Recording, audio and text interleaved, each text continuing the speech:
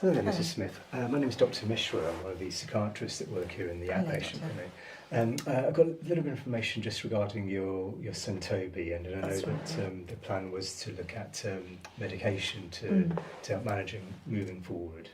And I understand that you have some concerns around that. Yeah, he seems very young to go onto medication. Okay, no, I can understand that is a common concern that parents have. I mean, could you just share with me how Toby has been recently? Very difficult. I mean, we've tried all the sort of behavioural stuff that's been suggested. So we've used star charts and lots of sort of outside activities. Right. And although we liked using them, it gives a bit of structure. They just didn't work with Toby at all. And you know, he's still very, very difficult at home, and really his behaviour is dreadful at school as well. Okay, so lots of problems. Sure. So it sounds as if you've obviously tried your best in using what we call these behavioural strategies to try to manage things, and then in terms of sort of the impact it's having on his being at school, he's very difficult. I mean, they've talked about excluding him occasionally because and then things at home as well. No, it's very hard. All right. So normally in those situations when we know that we've really exhausted all those possibilities to try children without medication, that's when medication is considered. And then the medication that we're considering is one called Methylphenidate, or commonly known as Ritalin. Oh, it's the same as Ritalin, is it? Okay, I did look it up. Okay. Okay. So you've looked it up, I mean...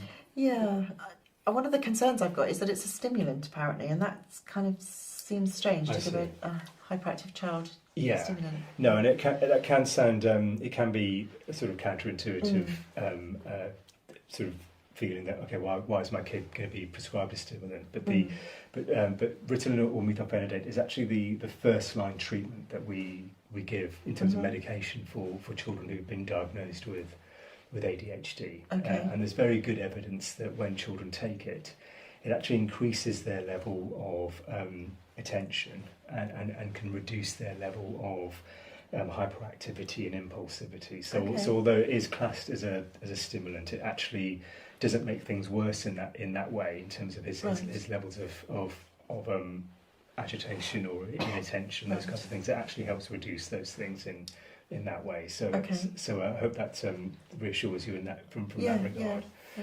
But as I said, it is the first line treatment for this condition. So that will be the one that we would want to try Toby on initially. Okay. And what are the side effects of it?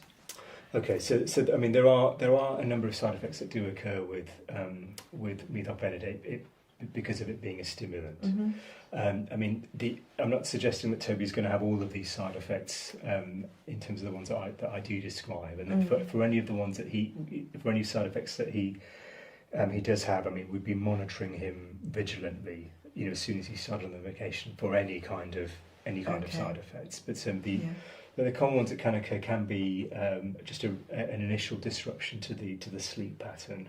Oh, wow, that could be difficult. He only gets 4 or 5 hours a night at the moment. Right. Okay. I mean, what the sort of principle there is that if we can improve his levels of concentration and reduce his levels of hyperactivity and really get more of a structure to his day, the longer that we can start to do that with the help of medication and with the other behavioural things that he had been doing, that he will have a structure to his day, and that then a sort of regular sleep and wake cycle can start to happen. So he'd go to bed at a set time, wake up at a set time, and that can start to help regulate his sleep. But there may be an initial disruption to sleep, which, as I said, we can look out for. The other side effects that can occur can be a reduction in appetite, and so we'd be monitoring his weight as well as his height to make sure that there are no gross reductions in those whilst he's on Ritalin. And again, if there's any concerns, we'd be looking at either reducing the amount of medication or stopping his medication. Sure. The other side effect is because it's a stimulant, it can increase blood pressure in children. So again, we'll be monitoring Toby regularly for that. Yeah, that's quite a worry, isn't it? And as I said, we'll be doing this in close liaison with his GP. And so in terms of the height and weight, be monitoring that every 3 to 6 months, and the blood pressure will be doing at least once a month to make sure there's no changes there. Okay. So those are the main common side effects that we would be monitoring him for. Okay. Another question I had is, he hates taking tablets, so Okay. Yes, there are various preparations of methylphenidate. So there's a longer acting preparation that he can take. So we can look at him having just to take a tablet once a day. Good. Yeah. Okay. Well, that's good.